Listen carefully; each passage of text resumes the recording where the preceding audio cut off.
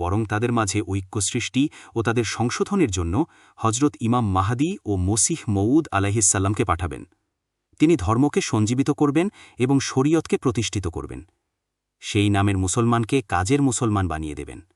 আর এ আধ্যাত্মিক বিপ্লব ও আন্তর্জাতিক প্রচারের মাধ্যমে ইসলাম সারা বিশ্বে বিজয় লাভ করবে। ইসলামের নবজীবন ও এর বিশ্বব্যাপী প্রতিশ্রুত বিজয়ের লক্ষ্যে একটা মহান ধর্মীয় এবং সামাজিক আন্দোলনের নাম আহমদিয়াত। এটা কোনো নতুন ধর্ম নয়, ইসলামেরই অপর নাম আহমদিয়াত। রাজনীতির সাথে এর কোনো সম্পর্ক নেই। কোনো রাষ্ট্র বা রাজনৈতিক দলের পৃষ্ঠপোষকতায় এর সৃষ্টি হয়নি, বা কোনো রাজনৈতিক লক্ষ্য দৃষ্টিপটে রেখে এর জন্মও হয়নি। কেবলমাত্র আল্লাহ তাআলার প্রতিশ্রুতি অনুযায়ী এবং তার সম্মতি ও সমর্থন আর পৃষ্ঠপোষকতায় এ জামাত প্রতিষ্ঠিত হয়েছে।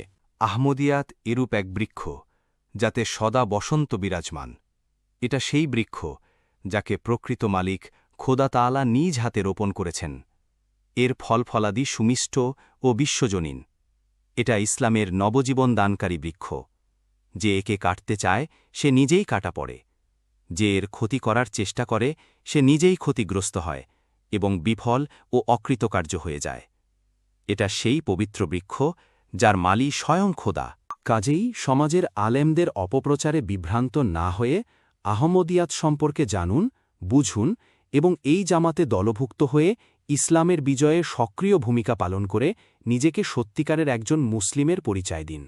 বিস্তারিত জানতে ভিজিট করুন ahmadiyaBangla.org।